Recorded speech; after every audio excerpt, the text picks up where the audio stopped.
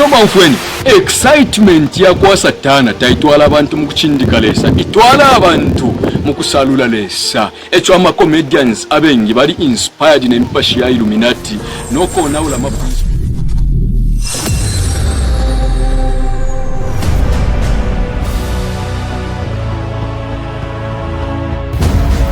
kwaba ikintu kimwe cyaba very important ku mubiri wa muntu neki kintu litontonkanyo itontonkanyo lintulesabika mu muntu emupangika ama programs yonse kabiri mu itontonkanyo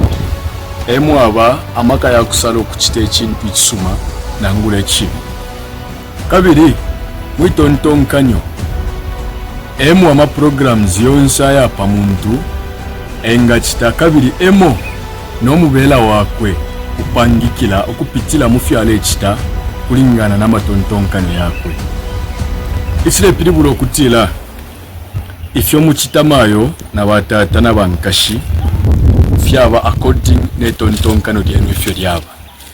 ifyo mutontonkanya efpela akanwa ifyakusosa ifyakanwa kasosa chilanshita fpela umubiri action into wala chita kabiri ama actions yenu ayo mulechita eyapanga ama habits ayo mwakwata ama habits ayo mwakwata eyapanga character yenu edu character yenu eyipanga your final destination ubuyo bwenu chile pilibulo kwebati leso kupanga kwa muntu pachalo amupangile okutira ekaliriri omuyayaya that was his first destination kuyikala fyo omuyayaya after satana aleta olubembu pachalo ilyo aletera olubembu pachalo n'omuntu awa icho abombelepo kona ula destination ya muntu instead akwati obuyo bwa kuyikala omuyayaya but omuntu aishile kwati obuyo bwa kulola kumfwa nomba before muntu talaloba okuloba omuyayaya echo Yesu atende mukile no kwisa ngwesha kumupele esubiro lya kwisa kwata another destination iya kwikala mu New Jerusalem muyayaya epabela nga center ya gospel ni pafyo Kristo achinjo buyo bwesu. Our destination was to be in the lake of fire. Now it has been diverted to the coming New Jerusalem. Nomba mfweni destination Yesu lefu makuitontonkanyo yaisa mukulanda yaisa mumichitile yaisa muma habits elo yaisa muma characters elo yapanga destination Yesu pamulandu wa icho satano kubomba kwakwe abombela pantendekelo ya fintu paka mfuku epo satana abombela umfweni eva pakupokelele olulembo lwa kiswango lwakubalira pomu Eden pakupokelele ekisabo kintu babalese shoku lyako satana ingile munsoka ili waingira munsoka mfweni pali denshita Eva na Adam bali shibyati chichimuti chaba pakati kebalale sali tukanyo kulyako ngato alyako tukafwa ichile pilibula tapali wampano pali chile chimuti na babantu tapali umutende pali chile chimuti na babantu ekutila ababantu babiri mu ibala lya Eden bale monafyo obubi muri chichimuti because babera ngabali yako balingile bafwa nomba mfweni pa first that was their first perspective pali chile chimuti nomba mfweni ishitaimo ba Eva baya balepitana basha Adam edo baya kumana nensoka ili kuchimuti chilya chine ifi atitike ifi muri Genesis chapter 3 verse 1 mwala yasanga yo mashumi ifi atitike ifi akweba Satana atendeke he ventured into a communion with the woman atendeke okulanshanya n'omwana kashi nomba mfweni iyi nefye mistake yakweba ati umwana kashi atendeke okulanshanya nensoka nangula Satana yali a first step ya kutobe funde lya kwalesa nomba mfweni finish atitike nifi after batendeke okulanshanya kushebali mile shoku lyako mwana ukikata okulyako kuli fyonse mwana kashina webele awe fibali tusuminisha ichibali tulesha kula kune fyo okulanshanya nga mabere nga mu verse 4 balando kweba tinsoka yashirira ndo kweba tamwa kafwe nicholesa lishibya tushikumuka lyako mukasanguke mirungu abayishibo busuma no Pamulando wa icho mfweni umwana kashipa mabere nga mu verse 6 Bible ndo kwati eri omwana kashipa kumono omutu kutira wawa mausu mokumoneka kabiri usu mokulyako nokulenga omuntu kushirimuka balanda tumwana kashabulire fisabo nokulya alya mfweni umwana kashambo okumona ekisabo ekyale moneke ekyakuleta enfwa kyamoneka ekisuma okulyako ikyale moneka ekyakuleta enfwa kyawama okutambako ekyakuleta enfwa kyawama kukulenga omuntu kushirimuka okukwata wisdom kikyalengera emimwene yakwe ikinje mulando wakutila satana aishile angala pe tontonkano lya mwana kashi na wile tontonkano lya mwana kashi kupita muli conversation into bakwete amwe ama enticing words amashwa yakusembeleka no mwana kashi aimi mwene ya chinja ifyale moneka ati fibi afumona ati fyawama ufweni pamulando wa icho lecture yelero twalasambirila if inshila 6 isho satana alebombela mupeto ntonkanyo bya muntu pachalo ekutila twalasamilira omutwe uletila the adversary of your mind, the adversary of your mind. Tulebele ngele mbelo ididi muri 2 Peter muri 1 Peter chapter 5 verse 8 mfwena mashwari po nyaya. Be sober minded, be watchful. Your adversary the devil prowls around like a roaring lion, seeking someone to devour. Resist him, firm in your faith, knowing that the same kinds of suffering are being experienced by your brotherhood throughout the world. Mfweni, balandukita benya batekanya ikibambe kyenu kasebanya alenda ukangenkala mukufa untwengalya. Kudya kwa musango shani bale piribulati. Satana alefwayo omuntu uwo ala kwanisha okumuwishisha mu buteko bwakwe nomba pakutira bamuwishe kano bona ule petonton kano ndakwecho balandati be sober minded, be watchful. To be sober minded wale people at itonton kano lyenu libe alert, libe awake, litende kyo libe lyalola ukumona okutile fifia isa ni satano oyu nokufulumuka kuba sober minded tekuba abayilekelesha ukuba fifidi fyonse vifya isa matontonkano na wikala ule stafe imagine ifya kowela ifyo tawakwanisha okusa resist satana ufwe nomba satana na ishibati munchita shampera abantu pakutila bamupepe kano ngale ona ule tontonkano filia na wile tontonkano lyakwa eva satana pakutila abantu bapokelelo lembo lwa kiswango munchita shampera kano ngale atale ona ule tontonkano lyabo nomba ala bona ula shani mfweni mwe wana bakwale sana number 1 shida number 1 satana leo na wilamo itontonkano lya muntu ni nshira lebo mfeni ali shibo kwebati ifyo tumona fipanga itontonkano lyesu fila chita contribute ku fyo tontonkano lyesu gyaba ifyo ulele nganya pabulale lale lyonse utontonkana fipabulale lale ngawa mwana fyo mwana kashi utontonkana fipabulale lale mulandu wa pornographic movies ayo wale tamba kunubo kunanga ayo tamba echo utontonkanisha palife ekutila satana aleleta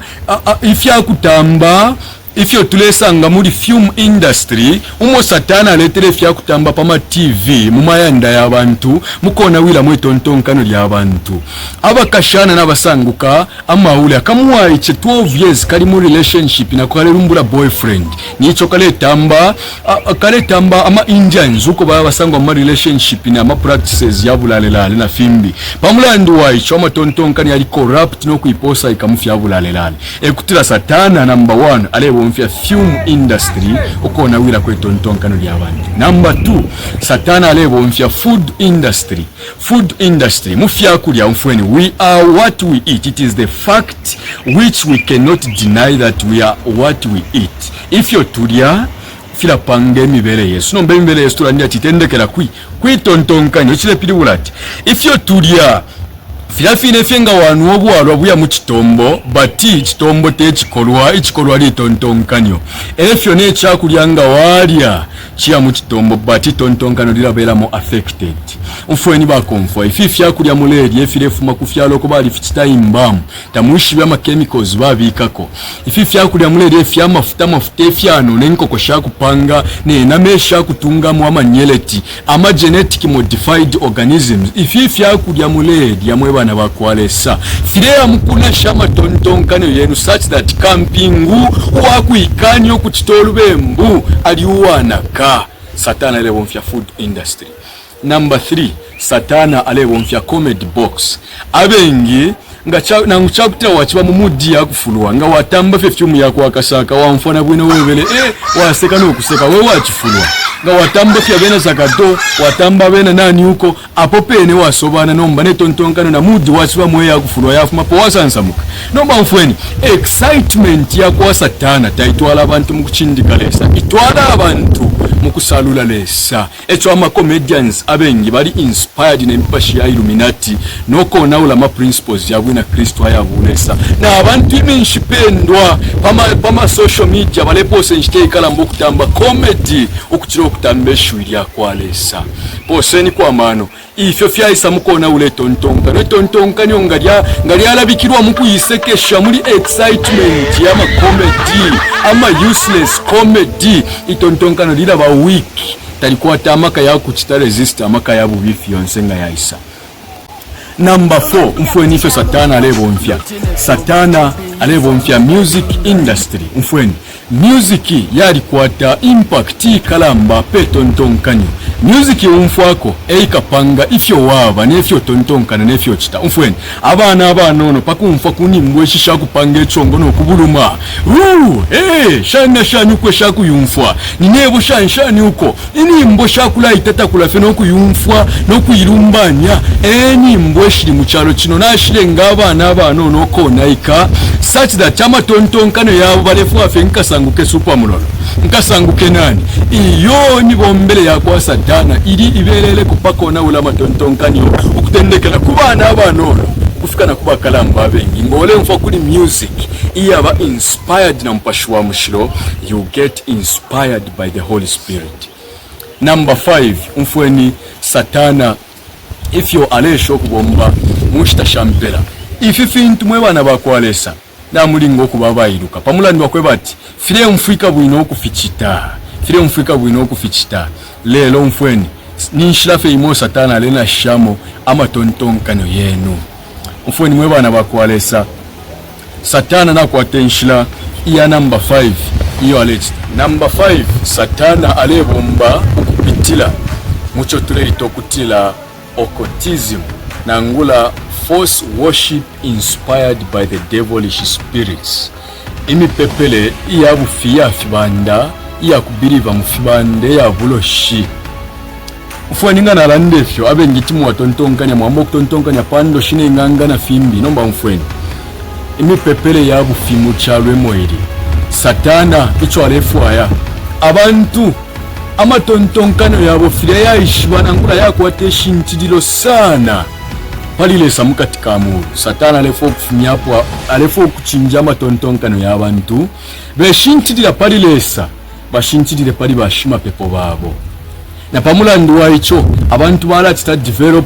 character nangula habit iya kana bika attention yabo kulilesa particular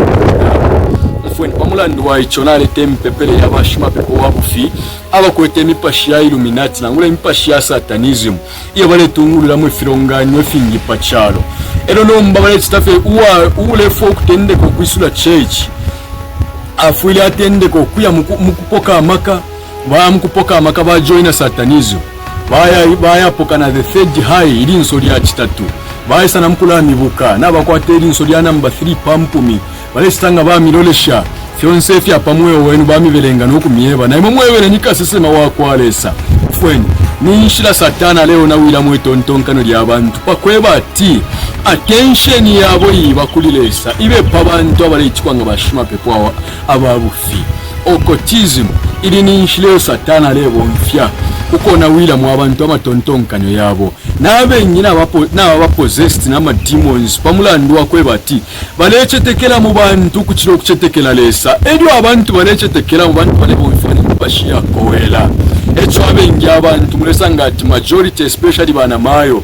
mulesanga okweba ati abengi tabayishibana na lesa but bayishibana na bashima pepo wabo amatontonkano yabo yali onaika satana leo na ule tontonkano lye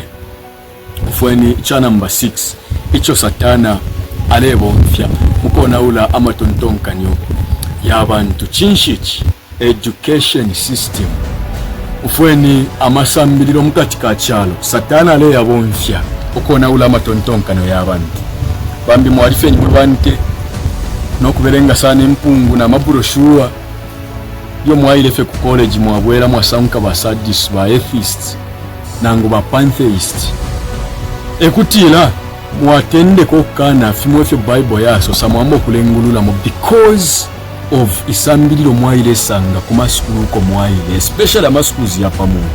abengi abantu pamulandu na philosophy abamukatika chalo balifika pakwambo kana the existence of God and the authority of the scriptures from the Bible bali ambo kukana why because of isambiriro bale amukusenda kulya yiringa communion balinga abale amukukwata mouth to mouth communion with the devil kumasambiriro ko baleya balinga eva uwaranshenya kanona satana neni mwene yako perspective ya chinja if ya mwene ati fibi fyambo kumwene kefisuma if ya mwene ati fisuma katende ko kumwene kefibi efilet tikamunshita shino shampela ishinshila 6 mwamfwa mwebana bakwalesa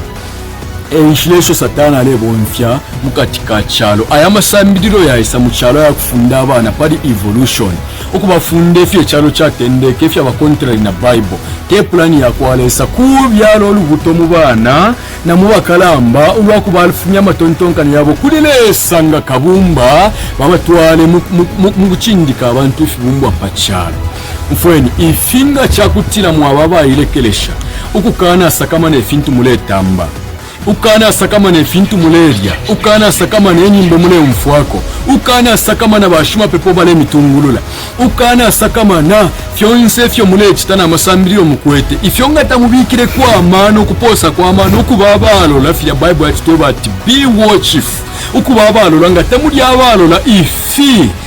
filino kumifumya munshira ya kwalesa fire mitwala mukukana lesa no kutendeka okuchindika satana indirectly ekutila shine pali ino nshito mu Kristo afwile aba limited mumirile afwile fimwe fyakulya aleshira kwa abantu abashipepa omu Kristo pali ino nshita fimo pama TV tafwile ale tamba afwile ashira kuba abena fyalo abashipepa pali ino nshito mwina Kristo fimo shimweni mbota fwile ale mfwako afwile ale mfwako nyimbwesha mushilo ishilingere national into aini kwako shakwa Yesu Kristo ule ipusha ishwenyu mbo mfwako Yesu ngali pachalo kuti mfwako na yena echo abengi abena Kristo tetubeshibya tepo bali pantifire kitabena fyalo na bale kitako icho mfweni mwebena Kristo ukutuleya kuntanshi satana alauma the last great campaign iya kutwala abantu mukupepa satana ala tatwaka muchimfye ngatwa baba ilekelesha muri shinshila 6 isho satana alebombera mutwikale